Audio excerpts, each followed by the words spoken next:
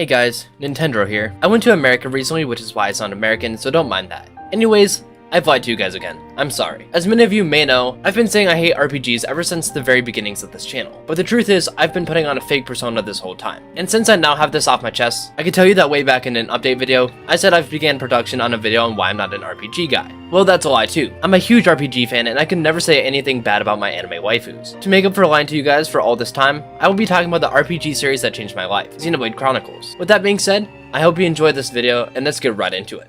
The characters in the Xenoblade series are some of the best characters in all of gaming history, even better than the characters in the Super Mario or Legend of Zelda series. The story really gets you invested in these characters as you soak hundreds of hours in this anime world. The character designs as well are top tier. The series offers a variety of amazing character designs such as Shirtless Shulk or the ever so beautiful Pirate Mithra. Man, I love my Xenoblade waifus. When it comes to the characters in the series, my favorites have to come from Xenoblade Chronicles 2. The artist for this game is known for having insane experience in the anime art style, and this can be especially seen in this game's lineup of characters. Let's take a look at the main blades who will join you on your journey, Pirate Mithra. Unlike the cringe female characters in Nintendo's library, like Rosalina or Mipha, these two have the best character design in all of video game history, as they look so majestic. Like, you cannot tell me they are not beautiful. And if anime girls aren't your thing, the series offers S-tier guys like Shulk, who is so buff he can rip a mech mountain in half. As I have mentioned before, the characters in Xenoblade are top tier and you cannot tell me otherwise. Characters are fun and all, but Xenoblade really shines when it comes to the combat. Unlike stinky Pokemon, where the combat is super hard to understand, Xenoblade is super easy to pick up and understand right away. First, Xenoblade Chronicles is by far the most generic when it comes to the combat, with you controlling 3 characters with different abilities through a thing called arts. There are different arts with different abilities, such as pink inflicting break, green inflicting topple, or blue healing or applying buffs to party members. There's also a special type of attack called chain attacks, which can be done by filling the party gauge.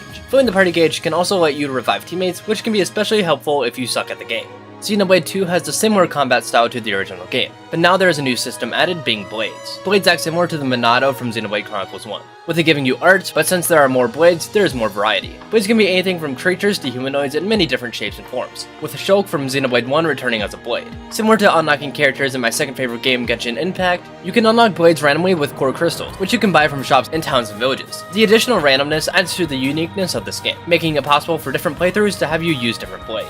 Xenoblade Chronicles 3 continues the trend of having similar combat system in the games, with this one giving you 7 characters maximum in your party. In your party, you can have up to 6 characters and then 1 hero, with the hero being a character that fits along with you or you learning their weapon class. The hero cannot be controlled by you unless you're using their class, but the other 6 characters are able to be switched mid-battle anytime you want. Like I said before, this combat system is super easy to understand, and if you are confused by it, then you're bad at video games. Anyways, while these games may not look as good as Pokemon Brilliant Diamond and Shining Pearl, these games look phenomenal. As you venture through the world around you, you'll be immersed in the beautiful scenery you see in these games. You can tell that when making these games, Monolith Soft did not hold back on the graphics and took the Switch to its limits. For you non-RPG fans who may not know who Monolith Soft is, they also helped when making The Legend of Zelda Breath of the Wild, along with a soon-to-release sequel, The Legend of Zelda Tears of the Kingdom, which is why these games as well look graphically stunning. Along with the graphics, the music in these games are also banger. The music gets you invested in the story, as when you're roaming around a calm area, there is nice calming music, but as soon as you reach an emotional part of the story, the music really picks up and tells you that shit is going to go down. Some songs I would like to mention are The Weight of Life from Xenoblade Chronicles 3, along with Engage the Enemy and Time to Fight from Xenoblade Chronicles 1. Words cannot describe the soundtrack of these games, so go give them a listen yourself.